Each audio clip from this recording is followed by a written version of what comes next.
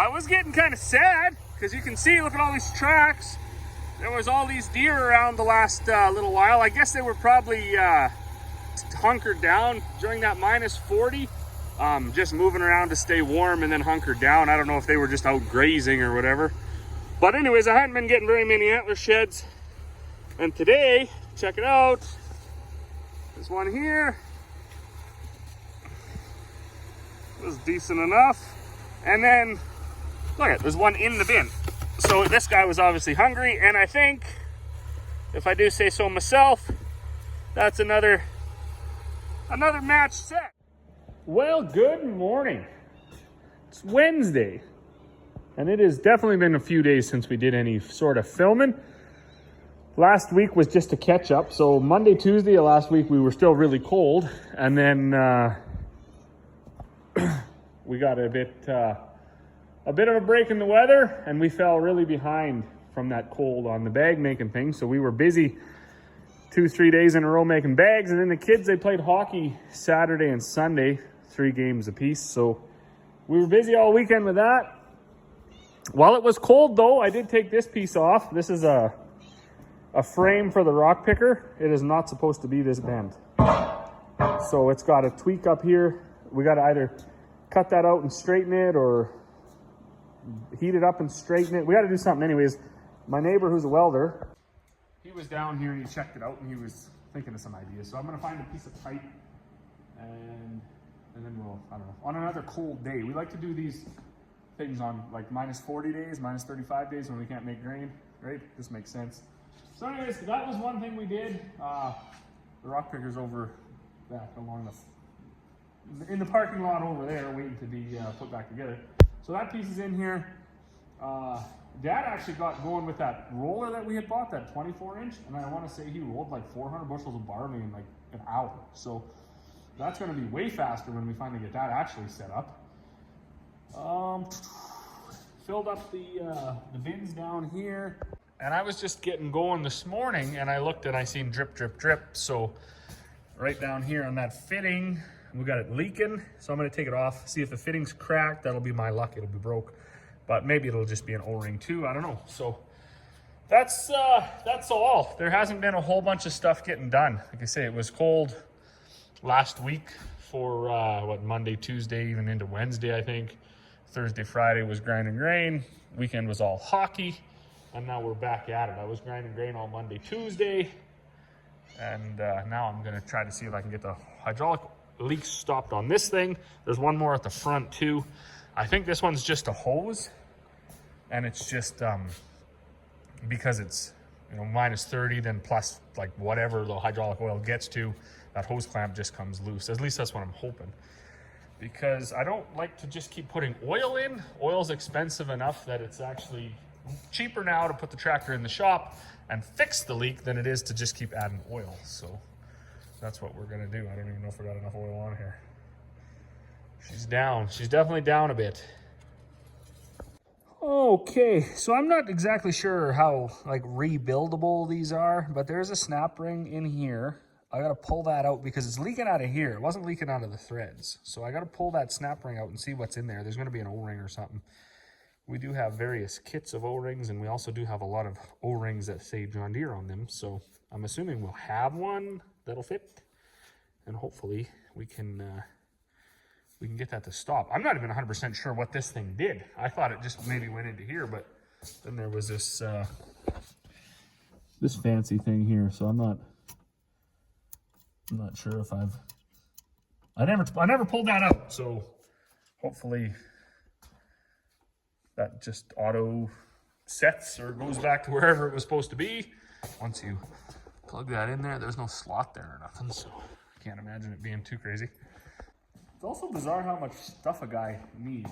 Like it would be tricky to start out without like a 50 years of tool acquisition, right? I mean, you need all these picks and parts, and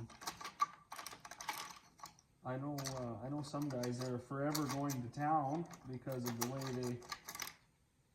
they run their shows. Everything goes right in the garbage. Like they don't have junk drawers or nothing, and right away I was talking to one boy, this was years ago, and I was like, oh, what brings you to town? And he's like, oh, I need some cable clamps that like hold hoses along a frame. So like these actually, like these guys right here. Where's my light? There it is. Yeah, so he needed some of these. And I was like, holy cow, because I was observant in my youth, so I would always know what we had kicking around the shop, and we have like a coffee can just full of those. And they're not new, but they're like, you know, if something wrecks and it can't be fixed and you throw it away, we usually like scrounge a couple key things like that off of there and just throw them in the bin, and that way when we're wiring up a new drill or something, or, you know, you don't have to run to town, right? Okay, maybe they're not all the same and they're not, but it gets the job done. Anyways, that's junk drawers are important. So, and it takes a lot of generations to get an efficient junk drawer. Okay, so that snap ring is off, and when I looked in here, look at that white backup ring or whatever they call them is broken, and it's here. Now check this out. I was just talking about junk drawers. That looks very similar, as far as I'm concerned, to the kits you use to build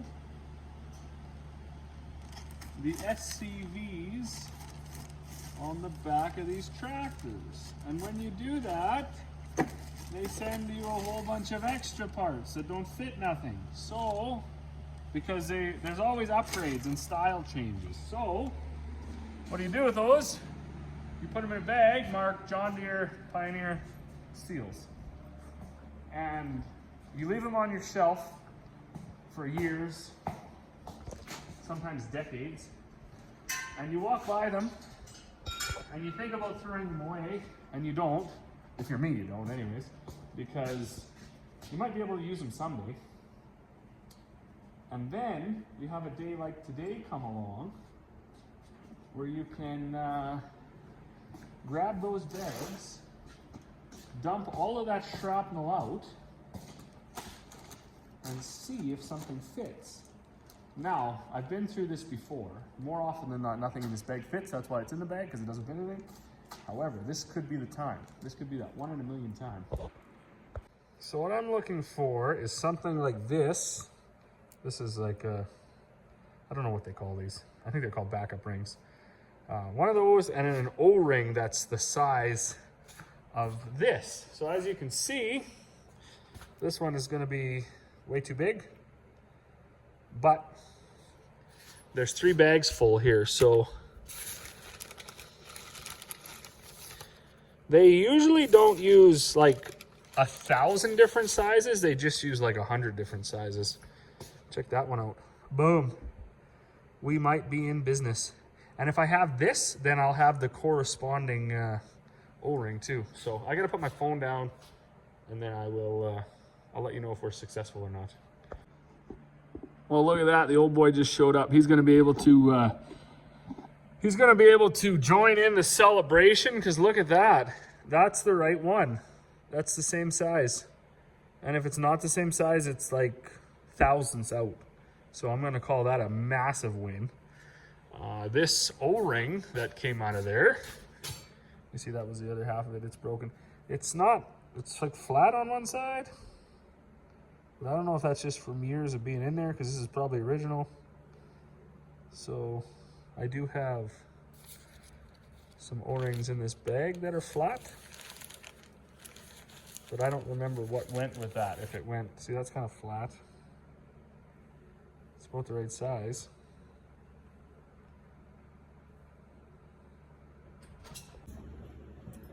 So this was the parts that came out of there. That O-ring is like rock hard, and it has a few blemishes in her. She's not quite true, but we also noticed there's I got no light.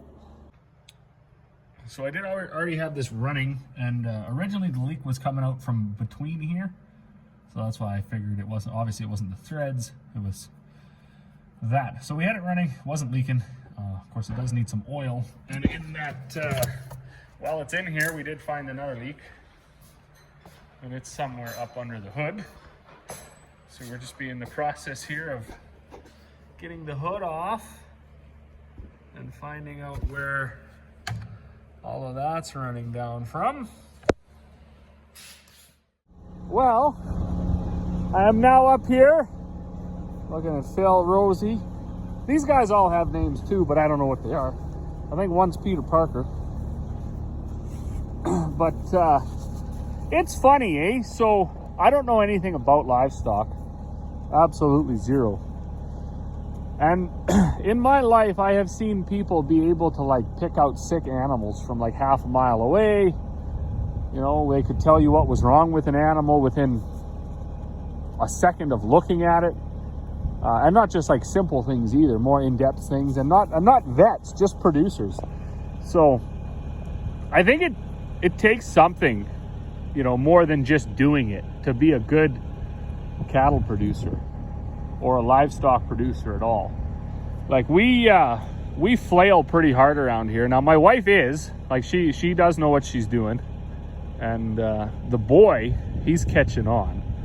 But me and my daughter, like we couldn't tell you, even if you were to pay us $1 million, you know, which one of these was the best or the biggest or the looked the best or would sell the best.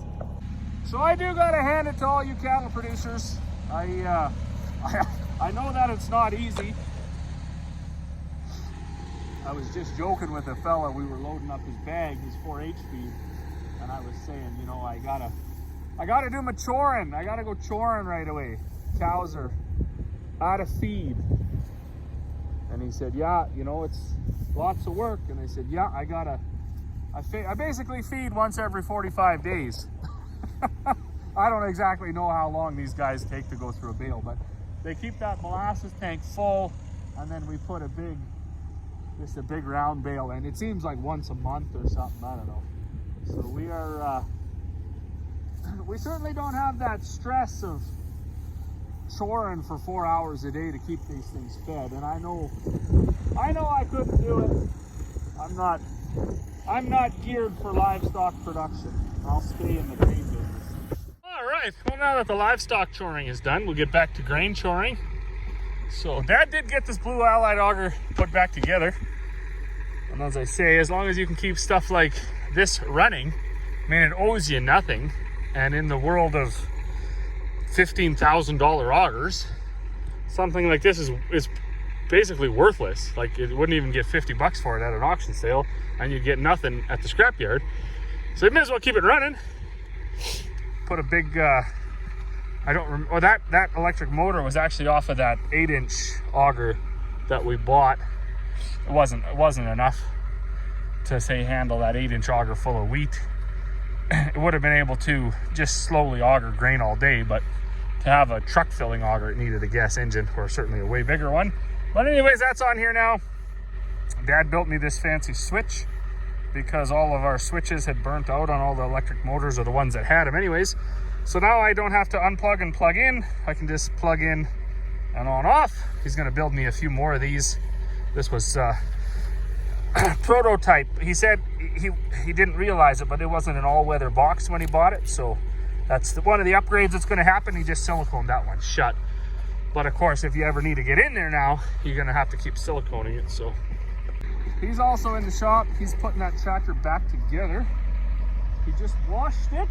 Look for a few more leaks. Good to have that guy around. That way, as long as he's got a warm place to work, keep him busy. And I've got to get this truck unloaded now. I'm kind of excited because it looks like that roller was doing a better job. I don't know if I said that already in this video.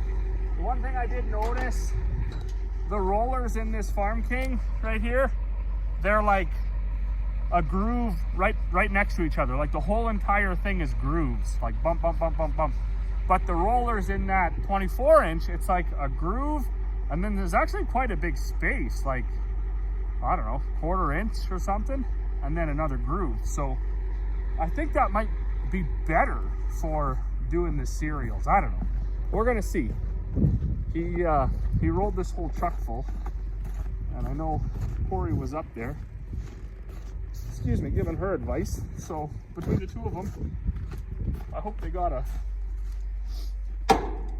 a good consistent product there. And if it is, I think what I'm going to do, since how he was rolling it so fast anyways, is I'm going to fill this bin up with rolled barley. So I'm not going to climb in there and shovel it out because, well, I'm just not going to do that. So it'll have its own natural cone, and then that'll save me having to...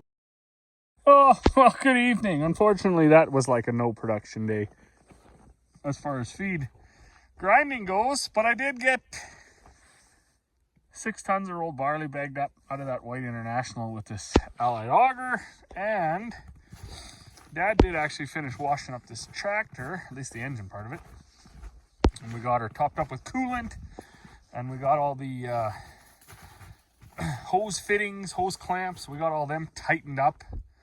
It's just crazy, right, when it's cold and then warm, so you go from -25 in the morning and then you fire it up and it gets up to operating temp. All those hoses expand and contract as they cool down and heat up, so they inevitably come loose.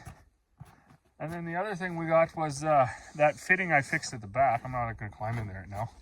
I'll grab my extension cord and plug that tractor in.